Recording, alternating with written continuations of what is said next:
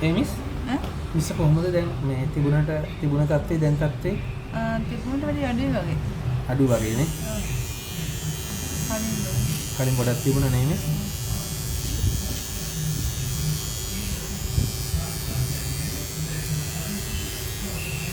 ඔයාගේ මේ පළවෙනි සෙෂන් එකනේ කරේ දැන් මේ දෙවෙනි සෙකන්ඩ් එකනේ. මේ සෙෂන් එකනේ නේ. දෙවෙනි එකනේ. දෙවෙනි ප්‍රතිකාරයනේ. මේකේ රූපලාවන්‍ය මට්ටමේ ඉහළම දේවල් නේ. වයසත් එක්ක මිස් අපිට කීප වාරයක් ඉතින් අර එන්න වෙනවා මේක.